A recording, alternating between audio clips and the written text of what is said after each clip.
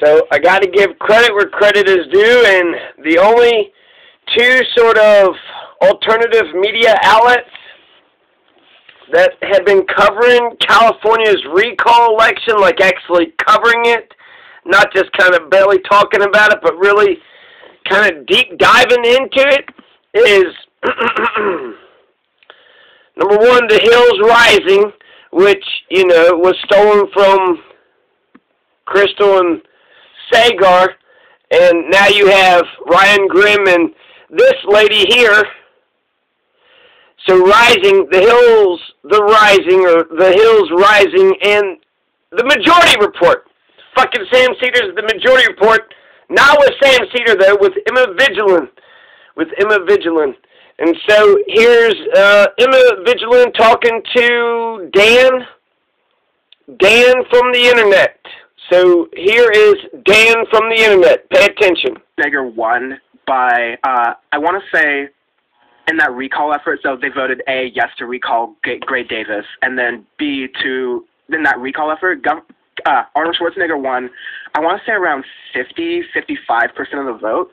So, like, that was pretty good, but I want people to understand that if that first question on the ballot, do you want to recall Gavin Newsom or not, enough people vote yes on that, 50% plus one, then that just triggers like a rat race, essentially, for question 2. Because all you need is a plurality of people who are, like, voting for that person to get recalled to win.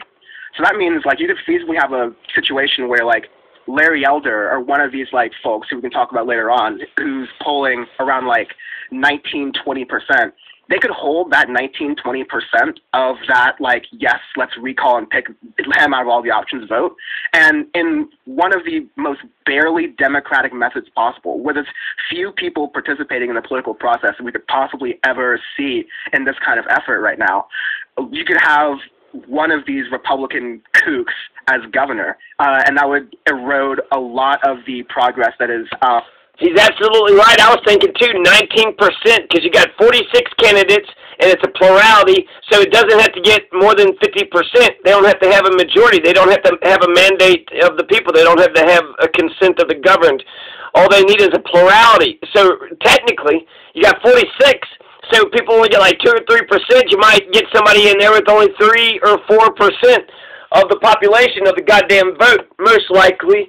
Though Larry Elder is polling at like 21% right now, so I think 19% is, I'd say 15 to 19%. I think 19% would probably hold and get a victory. Out of 46 candidates, there's no Arnold Schwarzeneggers. He beat like over 50%, so he was like a breakthrough, just a dominant. Nobody even came close to, beating him. But in this race, nobody knows really anybody except for the Republicans and Larry Elder and, Paffrath or whatever, but only because they have a YouTube following and what have you. So, Larry Elder has, with 19%, could take the whole damn thing. Kevin Paffrath with 19% could take the whole damn thing. And then I don't know if anybody else could break through, but California might get a goddamn governor for at least 1 year. Just looks like picking a name out of a goddamn hat is what it looks like. And you want to throw this guy out? Yeah, fuck it. Throw that bastard out. Throw Gavin Newsom to the goddamn curb. Did you want to look at the list of who might be governor? Nope, just fucking throw him out. All right, there, we thrown him out. Now, who do you want to be governor next? That one, maybe? I don't know.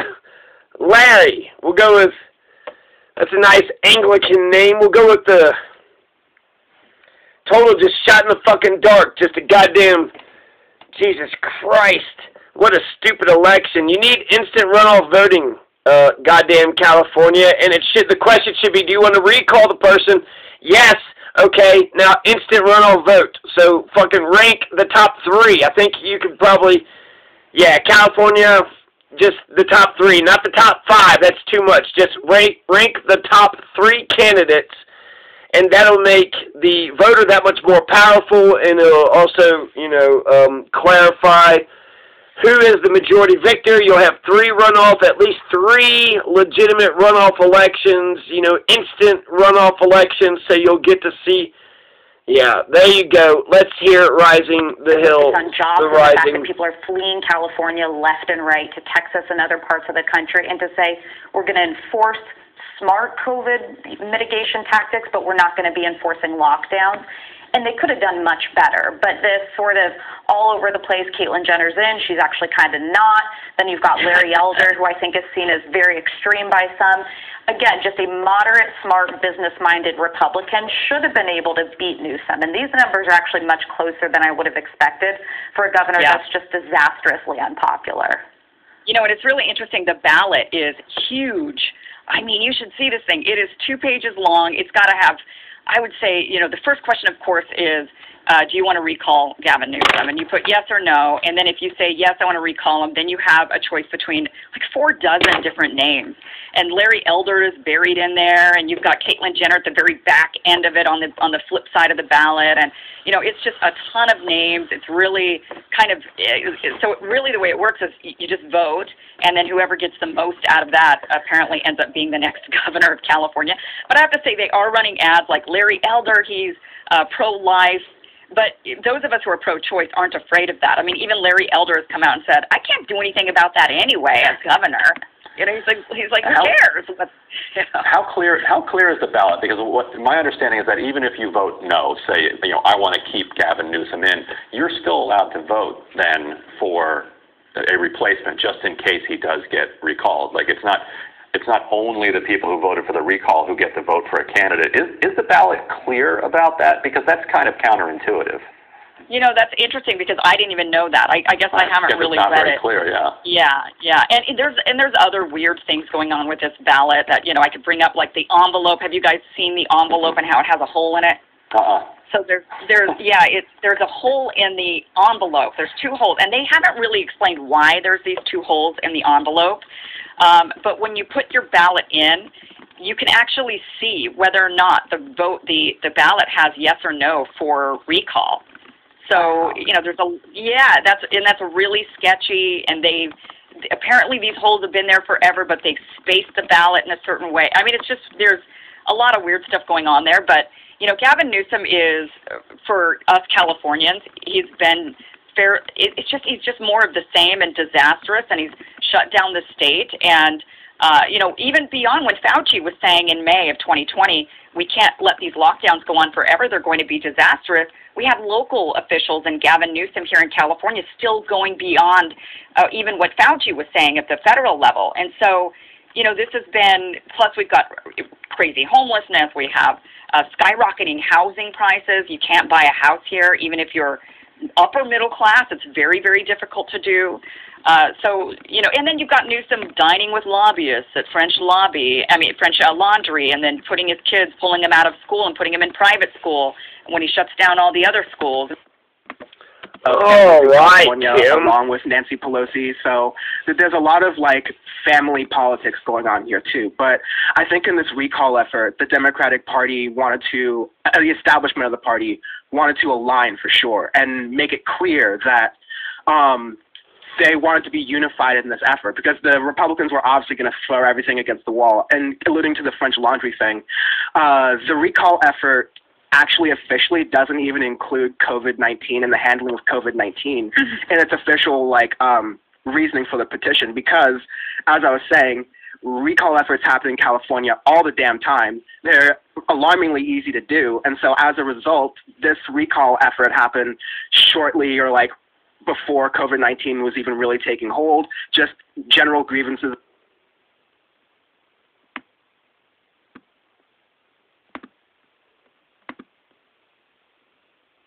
Here's a song about a brawny paper towel. A lot of stuff here that is very concerning for us voters. And, my vote, some of the counts when I voted for Bernie Sanders in the primary, it got thrown away. They gave me the wrong ballot, and they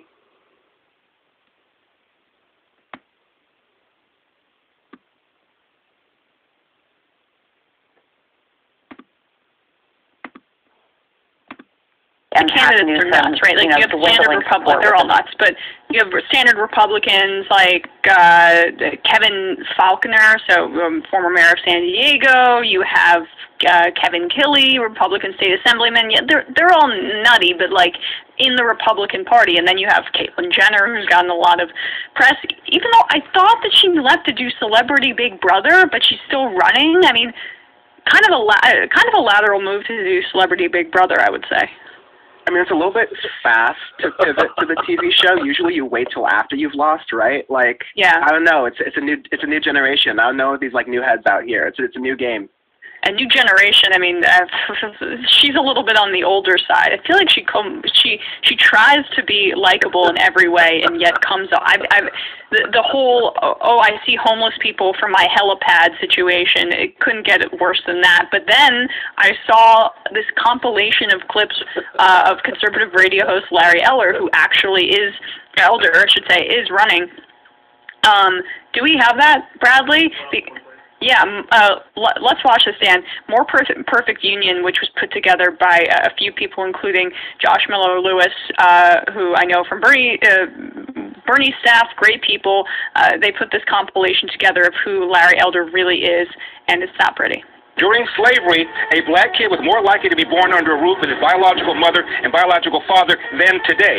That's the problem. I told you that the minimum wage has racist origins.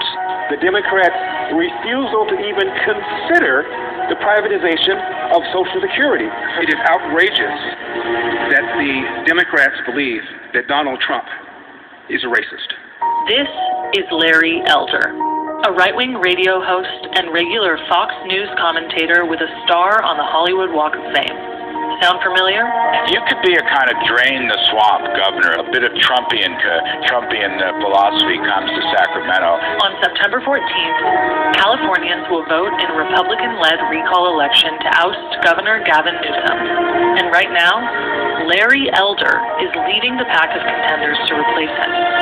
With polls tightening, Elder could very well be elected if a majority of voters don't oppose the recall of the governor. Democratic Governor Gavin Newsom faces a recall election. Organizers say they've submitted over 2 million signatures supporting a move to oust him. Like this. Right. So he wants population control. So I ultimately don't have a lot of trust in what they're doing.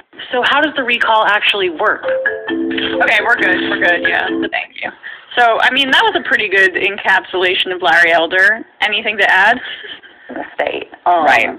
I will it's going to come down to the independents, and I can tell you the independents aren't going to care about what Biden says. About, I think that's ultimately what it'll boil down to. But, so you guys wanted to see this, right? Yeah. Yesterday we were talking about what the actual ballot looks like and what a complete mess it is. You agreed to bring one today. Love to see it. I've got it. So I wanted to show you guys the holes in the envelope. So the big scandal here, and I put a yellow envelope in it so that you guys could really see the holes. So why does this envelope have holes? I don't know. Nobody really knows. It's got to be a processing thing, right? They say, I don't know. I mean, but why? Why are there holes in it? I've never seen holes in an envelope. That doesn't seem like it makes any sense. So there's holes in the envelope. I put tape. This is my significant other's. My ballot's already in the mail, but so I put tape for his privacy there. So that's not typical on the envelope. But the holes are. So then I want to show you what the actual ballot looks like. So we both voted yes on the recall. We do not want Gavin Newsom anymore. So this is a yes ballot, and this is you fill in the circle here, yes or no. So there's the black yes, right? And then I also wanted to show you how long this ballot is. So when you vote yes or no for Newsom, then you have to choose from these names here. See all these names? And then it continues. Yeah, well, I was actually going to say the dynamic between you and I on camera is a complete counterexample to that, because I know considerably less than you about many of these things. And I kind of I go back with Larry Elder because I'll expose some of my political nerddom here about kind of throw my mom under the bus, because in the mornings sometimes on the way to school she would play liberal talk radio, and so that's kind of how I vaguely know of Air America and Sam Cedar in that way. So there, I can throw into that way. I was in kindergarten or whatever, and my kid was listening.